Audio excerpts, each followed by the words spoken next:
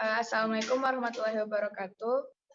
Pada kesempatan kali ini, kami dari kelompok 3 akan menampilkan materi tentang sistem dan sumber pencemaran udara. Saya Atika Aisyah Honesti dengan NIM 21109420037 sebagai moderator. Yang pertama, saya akan mengenalkan anggota kelompok saya. Yang pertama, saya sendiri. Yang kedua, Irdatul Khalisah Putri dengan NIM 21109420040.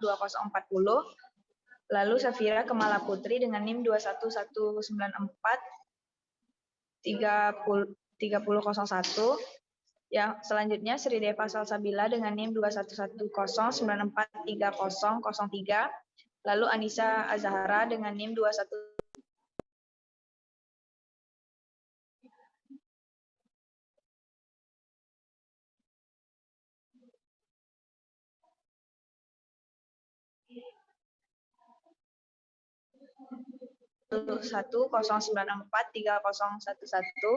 Selanjutnya Hanandi Fani Putri dengan NIM 211943013. Materi pertama yang akan dijelaskan dan disampaikan oleh Najla. Kepada Najla dipersilakan.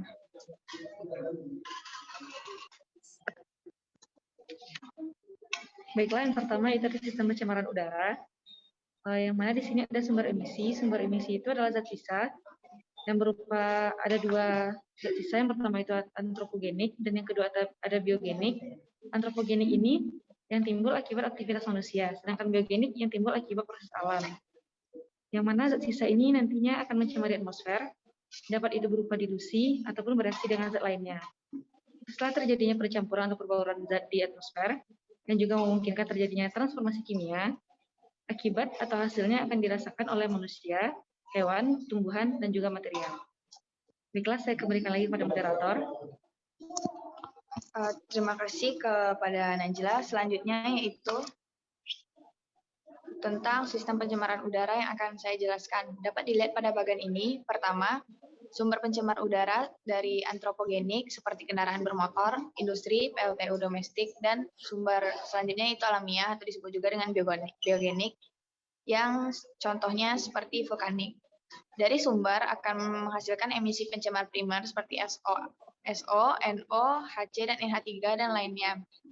Lalu dari pencemar primer akan bertransformasi secara kimia dan fisika menjadi pencemar sekunder seperti asam sulfat, asam sulfit, asam nitrit dan nitrat, dan lainnya. Lalu pencemar ini akan terdispersi dan transport seperti transport PLTU ke arah perkotaan dan dibawa juga oleh awan dan hujan. Lalu, ini terdapat di udara ambien. Di udara ambien kita bisa memantau kualitas udara dan juga melihat model-model prediksi transport jarak jauh, kepulan air set atau daerah aliran udara. Di dalam udara ambien bisa juga terjadi deposisi basah dan kering. Deposisi basah itu adalah di mana asam turun melalui hujan.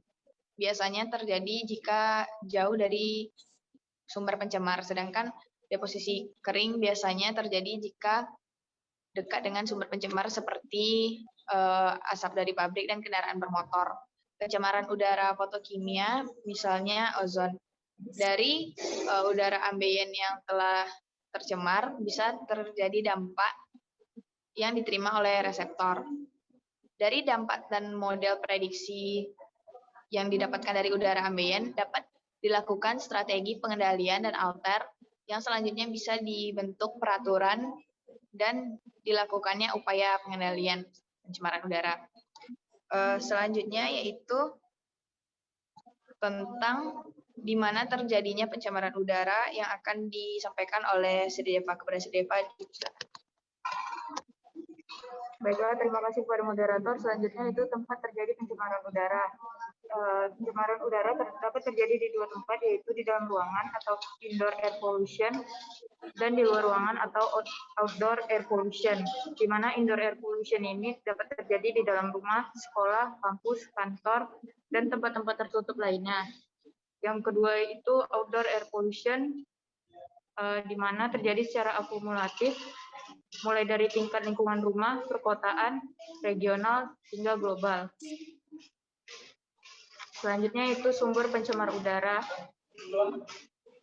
di mana terbagi menjadi dua, yaitu berdasarkan proses terjadi dan berdasarkan distribusi ruang. Berdasarkan proses terjadi dibagi menjadi dua, yaitu biogenik atau akibat proses alam dan antropogenik atau akibat kegiatan manusia.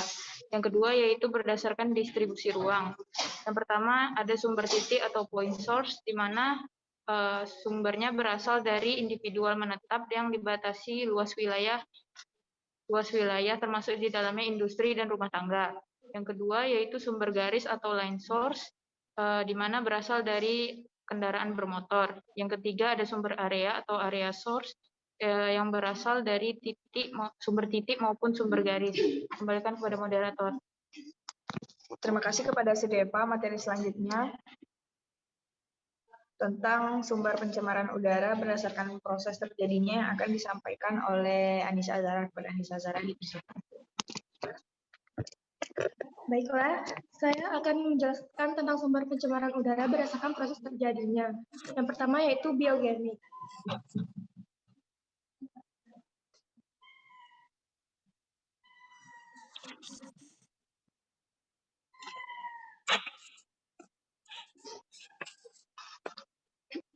Biogenik atau sumber alamiah mempunyai sifat yang pertama timbul dengan sendirinya tanpa ada pengaruh dari aktivitas manusia. Yang kedua, tidak dapat dikendalikan tapi tidak sering terjadi. Contohnya, pertama meletusnya gunung berapi, emisi SO2, H2S, CH4, dan partikulat. Yang kedua, kebakaran hutan, emisi HC, CO, dan partikulat berupa asap. Itu yang dapat saya jelaskan. Saya kembalikan kepada moderator. Terima kasih kepada Anissa. Selanjutnya materi tentang antropogenik yang akan dijelaskan oleh Hana. Kepada Hana dipersilakan. Baiklah, terima kasih kepada moderator. Selanjutnya yaitu sumber antropogenik atau sumber dari aktivitas manusia. Penyebab dan dampak pencemaran udara yang paling utama selalu terkait dengan manusia. Manusia menjadi penyebab utama dan juga terbesar terjadinya pencemaran udara. Pun manusia pula yang merasakan dampak terburuk dari terjadinya pencemaran udara tersebut. Contoh kegiatan manusia yang dapat menghasilkan polutan, contohnya yang pertama itu ada pembakaran. Contohnya pembakaran sampah, pembakaran kegiatan rumah tangga, kendaraan bermotor, dan juga kendaraan industri. Kemudian ada pertambangan, penggalian, polutan yang dihasilkannya adalah debu. Kemudian ada proses percobaan atom dan nuklir, polutan yang dihasilkan terutamanya adalah gas dan juga radioaktif. Kemudian kembalikan kepada moderator.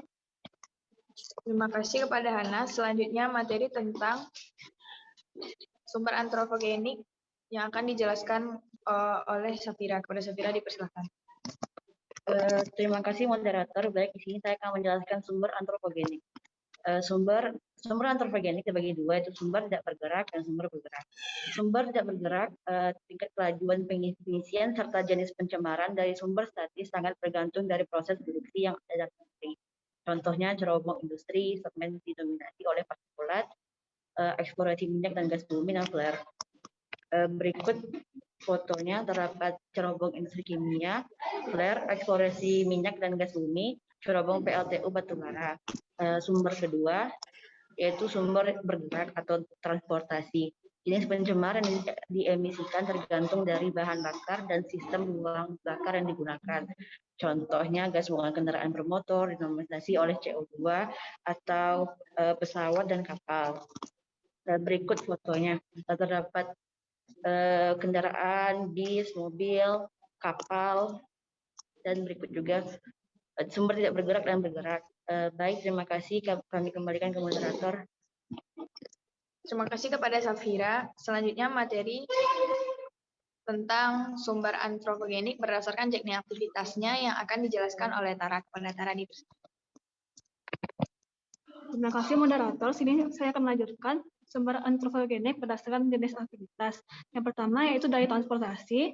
Zat pencemar yang dihasilkan dari transportasi itu dominan berupa karbon monoksida, nitrogen oksida, hidrokarbon, dan timbal. Dan yang kedua, dari pembangkit listrik, emisi yang dihasilkan bergantung pada bahan bakar yang digunakan. Bahan bakar batubara akan menghasilkan sulfur dioksida dan partikulat. Dan untuk bahan bakar gas alam akan menghasilkan karbon monoksida dan hidrokarbon. Berikutnya yaitu dari pengolahan persampahan.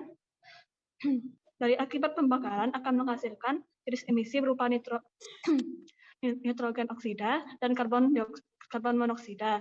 Dan yang kedua, dari dekomposisi dalam tanah itu akan menghasilkan metana. Berikutnya yaitu dari aktivitas rumah tangga, yaitu akibat pemakaian bahan bakar minyak tanah dan gas alam, yaitu berupa karbon monoksida, nitrogen oksida, hidrokarbon, dan partikulat. Berikutnya dari industri, jenis emisi yang dihasilkan bergantung dari jenis industri. Untuk emisi pencemar spesifik akan menghasilkan jenis emisi klor, aluminium, dan amonia. Dan untuk emisi pencemar akibat proses konversi energi akan menghasilkan karbon monoksida, nitrogen oksida, partikulat, hidrokarbon, dan karbon dioksida. Sekian dari saya, terima kasih. Terima kasih kepada Tara. Selanjutnya yaitu sumber pencemaran udara berdasarkan distribusi ruang yang akan dijelaskan oleh Kalisa. Kepada Kalisa dipersilakan.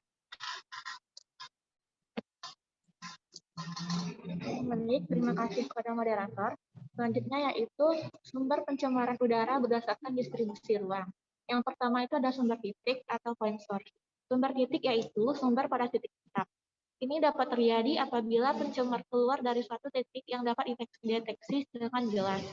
Contohnya, pada emisi industri seperti cerobong asap atau tangki penyimpanan yang memancarkan pencemaran udara. Yang kedua yaitu sumber garis atau line source, yaitu apabila sumber pencemar berjumlah banyak dan distribusinya dapat dikatakan merata pada suatu garis. Contohnya, pada emisi dari transportasi seperti mobil, motor, bis kota, metro mini, dan lain-lain. Yang ketiga yaitu sumber area atau area source, yaitu apabila sumber pencemar berjumlah banyak dan distribusinya dapat dikatakan merata pada suatu area, sehingga dapat mempengaruhi kualitas udara pada area tersebut. Contohnya seperti emisi pembakaran sampah. Contoh lainnya juga terdapat pada TPA, kebakaran hutan, konstruksi, dan lain-lain. Sekian dari saya kembalikan kepada moderator. Terima kasih kepada Kalisa. Dengan berakhirnya penjelasan dari Kalisa, berakhir juga penyampaian materi dari kami, kelompok 3. Terima kasih atas perhatiannya. Mohon maaf apabila ada kesalahan. Saya akhiri dengan wabillahi taufiq wal hidayah. Assalamualaikum warahmatullahi wabarakatuh.